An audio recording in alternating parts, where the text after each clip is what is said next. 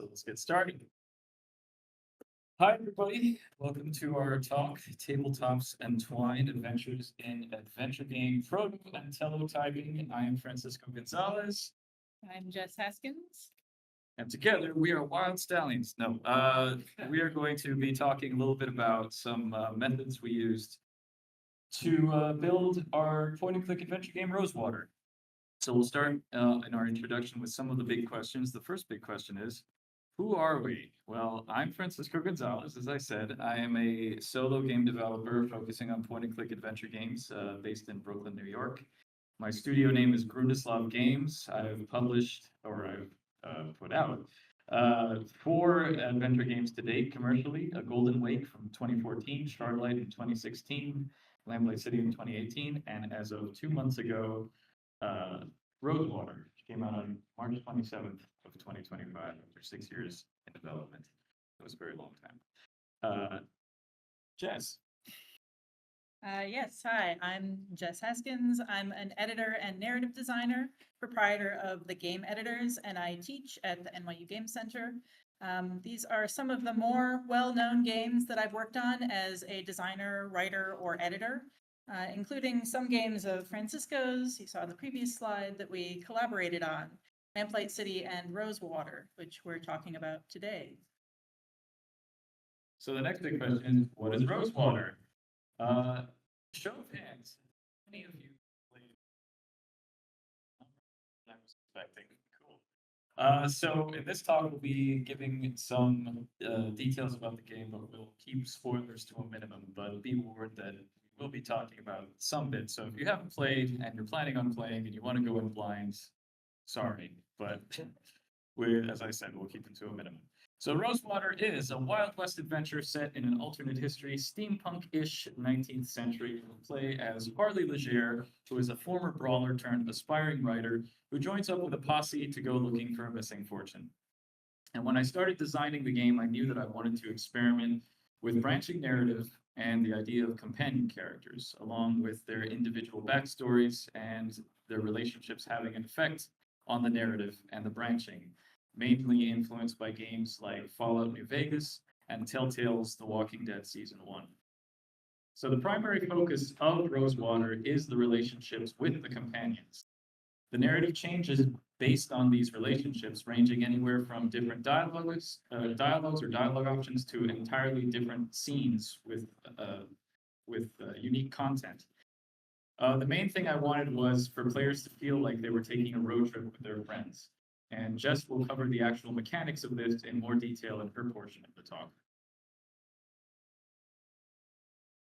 So the next big question is, what is this word telotype that we stuck in the title of this talk? So we're all familiar with prototypes, these test models that we make early in development, from the Greek proto, meaning first, early, or basic. Well, what do you call a model that you make alongside or even after you've already built the thing that you're actually modeling? So from telos, meaning end or goal, I got telotype. I made this word up, but you can use it if you want, either the word or the practice if you find it useful. And I'll show how it ended up being very useful for us. So we're going to talk about 2 different models of Rosewater that we made as design tools in the course of development, one early prototype and one late telotype. So first, Francisco will tell you about the tabletop RPG prototype of one scene that he used while he was still writing the game to help him find the character voices and brainstorm plot details. And then I'll share how I built a very late stage telotype model of the game's companion relationship system in Twine, which we used to help us wrap our heads around a complex and actually very unbalanced system. So we didn't just make the game Rosewater, we made different little abstracted versions of it along the way to help us solve design problems. For each of these, we'll show what the challenges were, how we built and used the models, and what the outcome was for us. So we'll also show how prototyping doesn't have to be limited to pre-production. Maybe there's a place for telotyping late in your process too. So I'm going to talk about the Rosewater RPG prototype. So when I was first coming up with the basic game structure, I knew that I wanted to have scenes that focused on the individual companions, like the companion quests in Fallout New Vegas. But I also wanted to have scenes that you would encounter in every playthrough that would stay the same. And the variability of these scenes would be in the possible outcomes. So the very first scene that I came up with that I ran as this TTRPG involved the posse seeking shelter from a storm at the home of a retired sea captain. And at this point, I had only the broad details, which were there was a storm, the old captain lived alone in a large house, and he was tormented by a horrible secret that the characters could discover and help him with. And if you want to find out what that horrible secret is, you'll have to play the game for yourself. But he's not a cannibal, which is what everyone seems to think. So I got the idea to run the scene as a TTRPG after playing Fiasco and Shadowrun. I wasn't really interested in the rules and stats aspects, but more in the improvisational nature and creativity that emerged from being given a set of guidelines and information about the character that you're assigned to play. As one of the people who played in the scenario put it, one of my friends said, "We're seeing what our natural inclinations are with no limits." So at this point, despite having written down the backstories and details of the companion characters and the main character in my design document, I didn't really know them yet. So I was interested to see them interpreted by other people. So this is the key art for Rosewater, where we can see main character Harley Legere, who's the biggest one, and her 5 companions.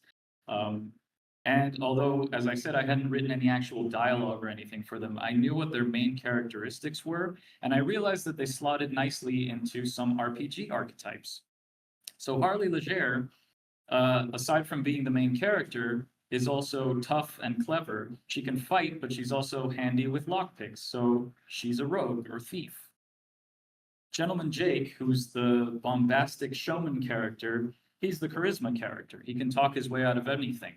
In Shadowrun terms, he's the face. So for the next 3 companions, I focused more on their personalities. So Danny Luo is Jake's assistant, but he's also a sharpshooter. So he would fit into sort of like the sniper characteristic. But for this scenario, we focused on his personality, which is essentially he's the people-pleasing kid brother who wants everyone to like him. For Filomeno Phil Marquez, he's the demolitions expert, but since we didn't have to blow anything up in this scene necessarily, we focused on him being passionate and fun-loving. He's essentially the bard character. Nadine Redbird, who is the healer, is good-hearted and sees the best in people, but she's also sheltered and somewhat naive. And finally, Loretta Lola Johnson is the wagon driver, who is essentially the tracker/ranger, who is aloof and closed off. So, to run the session, I created a very basic questionnaire and sent it to my players in order to determine which character was the best fit for them. So I asked them to answer either as themselves or pick answers that were suited to a character that they wanted to play. And it was a variety of some serious, some not so serious questions, but they slotted nicely into each character. So I ran this session with 2 different groups, my Shadowrun group, who are pictured here, and some friends from the NYU Game Center. So in both sessions, I served as the GM. In this first session, I also played Lola because we didn't have enough players. But as the GM, I would describe the scenario as it progressed, and at each break, I would allow each character a turn to explain what action they would take or what they were thinking or feeling at that particular moment. We didn't get very far in either of the 2-hour sessions. For example, we never discovered what the captain's horrible secret was or figured out how to help him. But even the little that we did cover provided me with some valuable ideas and information to work with. So in running the session, we basically got through the following points, which were the storm starts and the posse have to seek shelter. Captain Melville Berry is introduced. Captain Berry is hospitable, prepares dinner. The posse helps prepare the dinner or gets settled in. Dinner is served. Captain Berry talks about how he lost his leg because he has a peg leg. There's rum and cigars after dinner in the library. Captain Berry retires to bed. Jake and Phil want to keep the party going. They want more rum. They break into the basement, and a horrible scream is heard. That's about as far as we got. But I'm now going to talk about how some of these ideas made it into the final game. So one of our players, Zach, who played Danny, he played him really leaning into him being incredibly helpful and always volunteering to do things. So at the start of the scenario, when the captain mentions that he's preparing dinner, Zach had Danny volunteer to help. And so I took this idea and I turned it into a choice point. It became an opportunity for the player to offer to volunteer to help prepare dinner as well at the start of the scene. So Danny and Nadine actually volunteer to help prepare dinner, and if you choose to join them, it gives you a chance to learn more about Danny's past, and it increases your relationship points with both Danny and Nadine. In the original version, as I said, the captain was called Melville Berry, which was incredibly on the nose, but it established that he was a whaler. And because of this, one of the players mentioned while they were describing the scene and looking around at the house that they found a piece of scrimshaw while exploring. So in the final game, his name is Philip Boylan, but the scrimshaw went from being a decorative detail to actually a vital part of the main puzzle in the final scene. Zach also embraced Danny's Chinese heritage, and when I mentioned that the captain had rung a dinner gong to summon them to dinner in passing, he asked about it. And I hadn't even considered Danny's possible interest in it. And so in the final scene, if you opt to help in the kitchen, Danny will ask about the gong, and we can learn about his ancestry and past if we choose. So at one point in the scene, the characters go off to explore the house, and I had told them, the players, that there was a library in the house as well. And another player, Matt, who was playing Nadine, said that she would immediately go and peruse the medical books.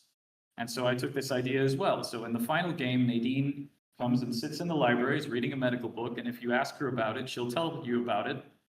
And as a bonus, this also solves the problem which happens in most adventure games, where there's the common pitfall of having NPCs just awkwardly standing around. So it's a bit more dynamic.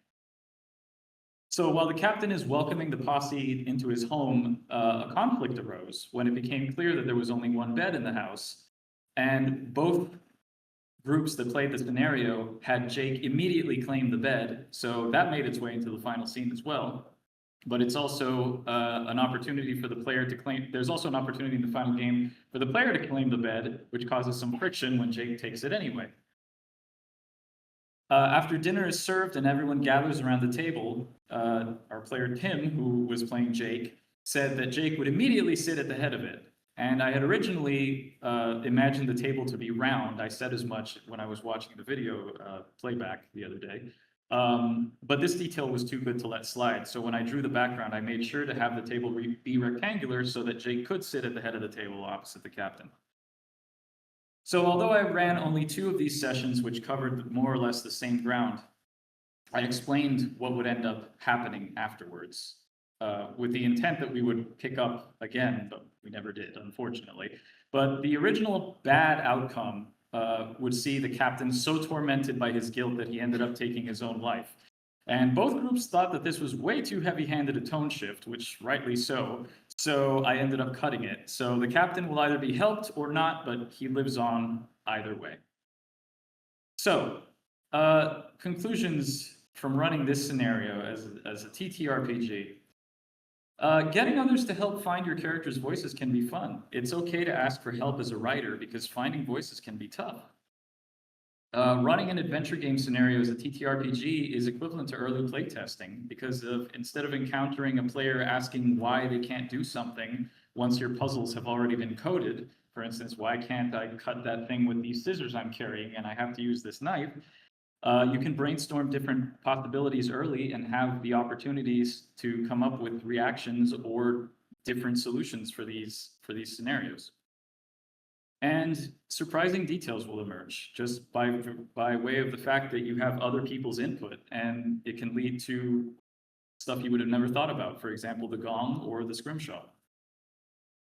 And now I will hand it over to Jess. All right, so for this part, Twine, we will be talking about the hypertext telotype that we made of Rosewater, or how we put off balancing our narrative system until the game was pretty much done and it was just about time to ship. So first, I should explain a little bit about how the companion relationships work mechanically in Rosewater, since they are the heart of the story. Each companion has 3 attributes, like, respect, and an average of the 2 called affinity or just relationship. So like represents mutual fondness and affection, how well aligned your values are based on what you do and say, and also how actively friendly you are. And originally it was weighted a little bit too much towards passive approval or disapproval of your actions. So we did end up shifting it to be more about how you actually treat your companions in direct interaction. Respect we use in both the Aretha Franklin sense of acknowledging your companion's feelings, autonomy, and humanity, but there's also an element of respecting authority, esteem, recognizing competence or ability, even if you don't see eye to eye. And it also goes both ways. So for it to count, the respect has to be mutual and not one-sided. So affinity or overall relationship represents the strength of your bond with each companion. And we use it, among other things, to determine which of the companions to possible excursion scenes you get, a default or a more personal high relationship scene. And we have this crude visual tracker in the game that shows only the average affinity for each companion, not the like and respect components. And this was a debug-only tool until we added it in as a new game plus option. So after you've been through the game once, on the second playthrough, you can at least sort of get a rough visual idea of where you stand. But in the first playthrough, this is all hidden. So the companion relationship system ultimately boils down to events and triggers, things you can say in dialogue or actions you can take that affect one or more companion stats, and the checks where the plot branches or some narrative outcome depends on one or a combination of those stats. There are over 700 events and 70 triggers in the game, and it's all essentially invisible. Nothing shows the player when an event or trigger has happened. There are no binary nice mean scales, no vending machine system where you can keep pumping the nice button to maximize stats and get all the relationship goodies out. No notifications that anyone will remember that. So there's pros and cons to doing it this way. The biggest risk is that players don't notice all of your subtle branching and finish thinking they've played an essentially fixed linear story, which we do think is partly mitigated just by our marketing about the game. So players know that there are random and dynamic outcomes and that the game is meant to be replayable so that you can try different things on another run through. Our intention was for this all to feel very responsive and organic, like the game is listening to you, so that whatever you do, your companion relationships develop in a way that makes sense and feels right. And we leave it up to our players to decide whether we in fact accomplish that. The flip side of this approach is that it's all very unsystematic, ad hoc, kind of handmade. There are a lot of exceptions and complications to our neat seeming like respect affinity triad. Nadine, for example, is a major exception mechanically because her like and respect always move together, so flattening into affinity only, essentially, because having them different for her didn't seem to make sense with her outlook. She's effectively extra sensitive because each event has a double effect on her, which contributed to some balancing issues that we had to work out. In contrast, Jake's like and respect can get wildly out of kilter, since with him you often have a choice between being agreeable and flattering his ego, sometimes at the cost of his respect for you, or calling him out on his bullshit, which you can do in a respectful or non-respectful way. Jake can be kind of polarizing, and both of those approaches are valid. So each companion has their own slightly different profile for how they respond to like or respect, or even how much they respond at all. So it's all very messy and individualized. So how did we keep track of this all? Well, at the start, not very well, it turns out. The original draft of the script, and you see, the final version here, but it didn't go through that many revisions, is where we input all the events and triggers as we wrote it, just based on whatever seemed like a plausible reaction to what was happening. Would this companion like that decision? Would they respect you for it? So these are the excerpts of a couple of conversations with Danny. The arrows on the left point to triggers, and they say things like, if like is high, without even defining what high is. We had a guess about what the scale would be that turned out to be pretty inaccurate.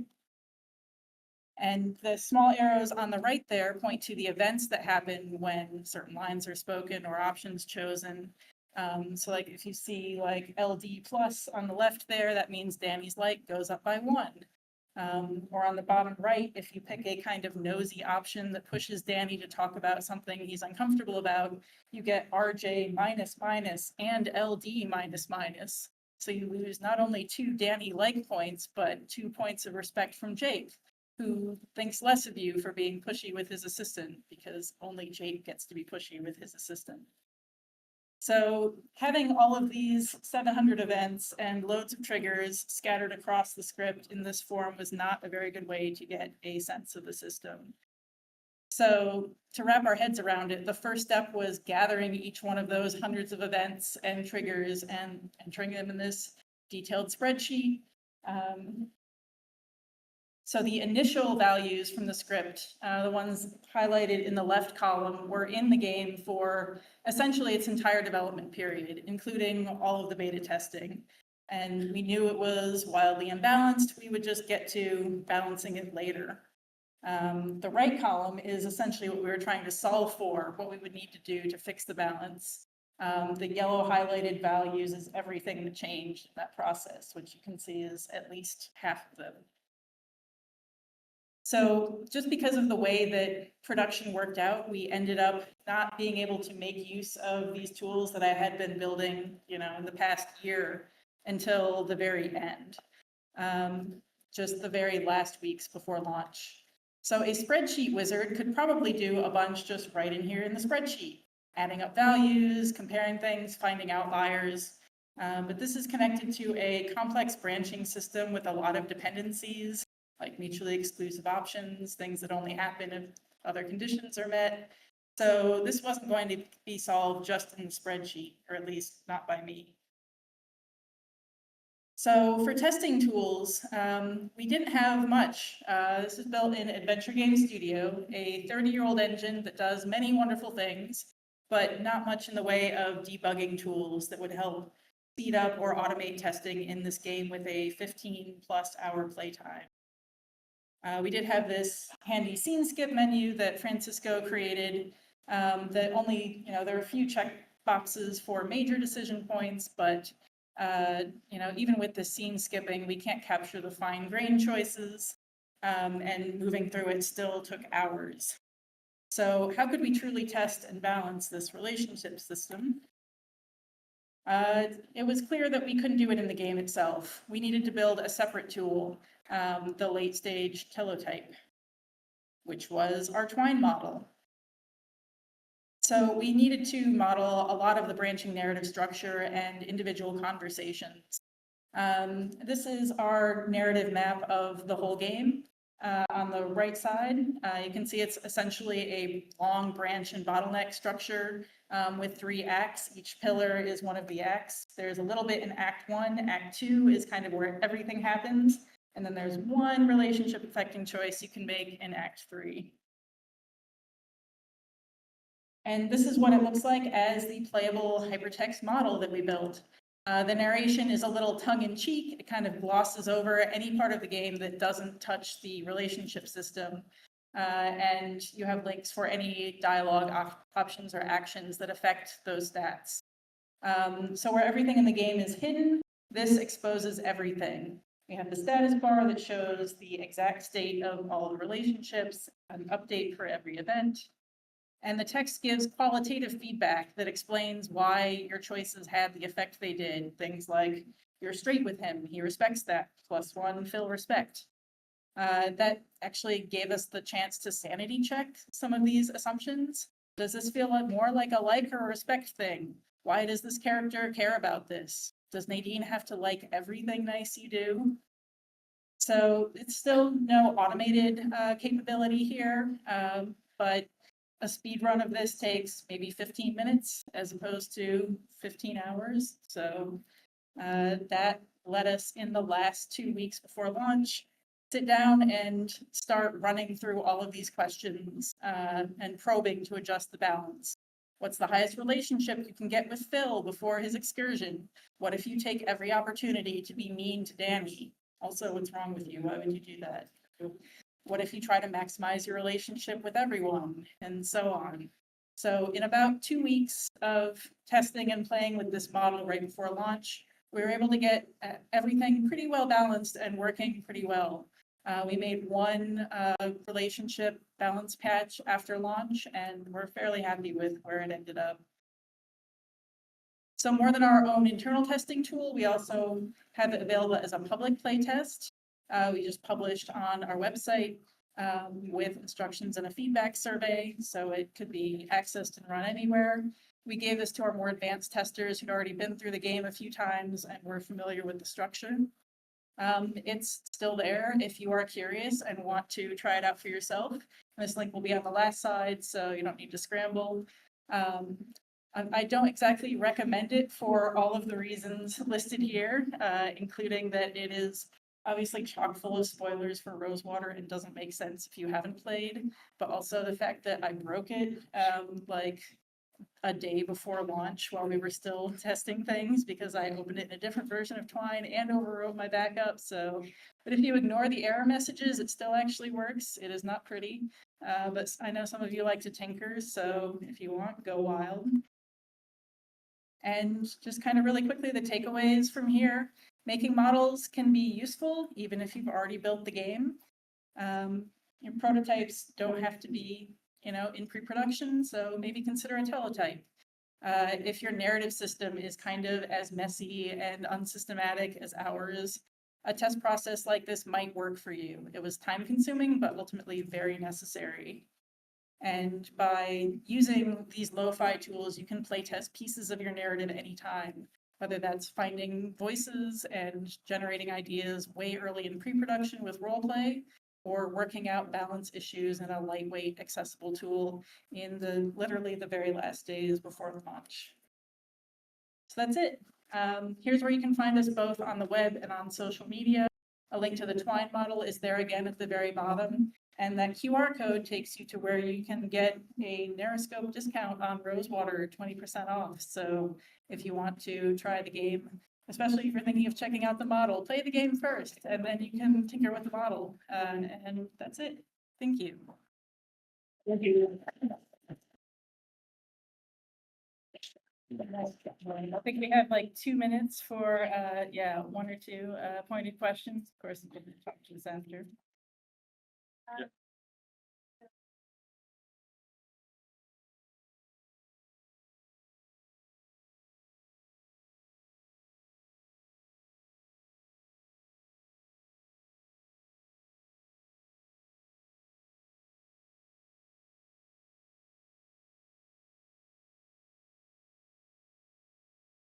So the question was, did we use it for QA testing? And if we didn't, how do we imagine doing that?